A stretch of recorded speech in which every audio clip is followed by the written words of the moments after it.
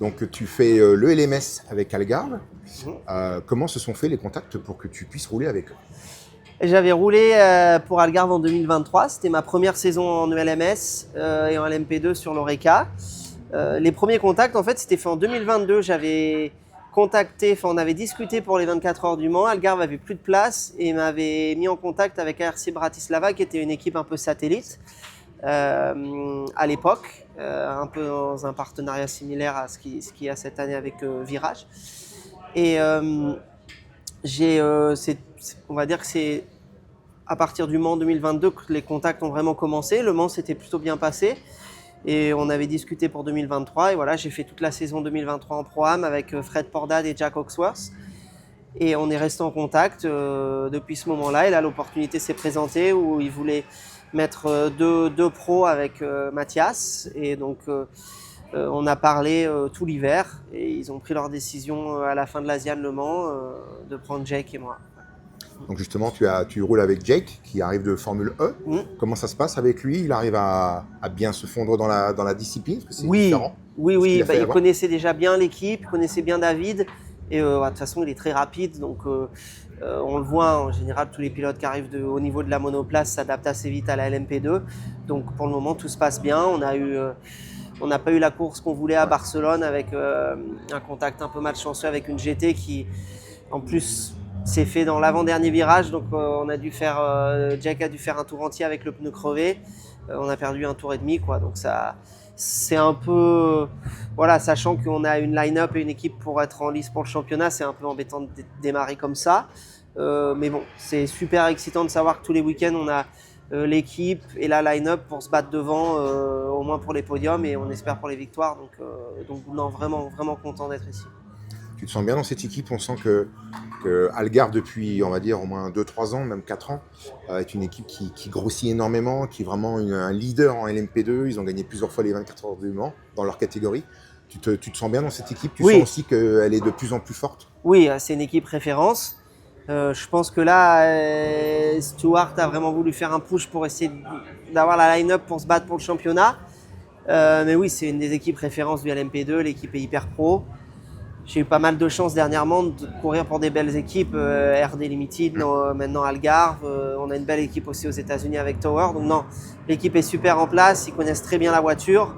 Une fois de plus, j'ai des super coéquipiers, donc je me sens bien dans l'équipe, il y a une bonne ambiance, on s'entend tous bien. Une fois de plus, c'est vraiment motivant de démarrer chaque week-end en sachant qu'on a une vraie chance. Ouais. Alors tu en as parlé, cette année tu as une belle saison, parce qu'en plus de l'ELMS, tu roules aussi en IMSA avec Tower. Donc là aussi, comment ça s'est fait? Donc tu as intégré l'équipe à Sebring, si j'ai bonne mémoire? Oui, on a commencé à Sebring. Je connaissais John, on avait eu des contacts il y a environ 2 ans par rapport à l'IMSA déjà. Je connais aussi bien, je suis très bon ami avec Seb Bourdet qui lui partait après Daytona, donc qui avait déjà fait des contacts dans le passé, qui là a refacilité le contact aussi. Et il s'est trouvé qu'il y a eu un bon timing aussi où John a pris sa décision en même temps que l'Asian Le Mans, où on a eu 2-3 courses très solides au même moment où John était en train vraiment de choisir qui allait remplacer Seb. Donc il m'a fait la proposition le soir, je crois le samedi soir d'Abu Dhabi après qu'on ait fait un podium. Donc voilà comment ça s'est fait. Et voilà, pareil, c'est une super équipe. Honnêtement, il y a vraiment un très bon staff. Ça a plutôt bien démarré à Sebring, donc assez content. Je te demandais, ça s'est passé comment Sebring? Très bien. Non, l'équipe a exécuté la course parfaite, quoi, au niveau stratégie. John était bien dans le coup. On a eu une super stratégie. Seb, mon équipier Alvarez, a fait un super job. Il m'a donné la voiture en 2e place, je crois, pour le dernier relais. Avec un petit avantage au niveau essence. Donc on était dans le mix pour la victoire jusqu'à 40 minutes de la fin où je perds la 2e vitesse, en fait, juste avant le dernier safety car.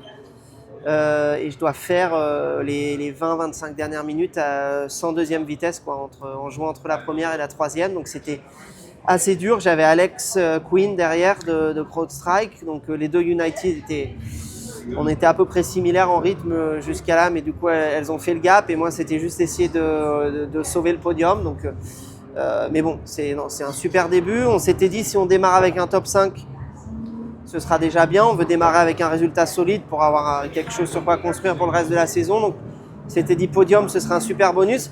Là, quelque part, il y a un peu de... On se dit, sans le problème de la deuxième vitesse, on a mené la course à un moment où on aurait pu se battre pour la victoire. Donc, il y a un peu de sentiment de l'avoir peut-être manqué. Mais d'un côté, si on m'avait dit aussi au dernier restart, quand on était troisième avec une vitesse en moins, qu'on réussirait à tenir le podium, j'aurais signé tout de suite. Donc, non, on est content. La prochaine manche, ça sera le Watkins Glen, c'est ça? C'est ça, Watkins Glen, Un oui. circuit que tu apprécies? Oui, ouais, bah... Watkins Glen dans une LMP2, tu peux pas faire bien mieux, hein, donc bon, c'est pas comme les DPI de l'époque, mais on va dire que on est quand même proche et c'est une piste parfaite pour les voitures aéro, donc non, vraiment impatient d'y être. Parfait, merci Super. beaucoup.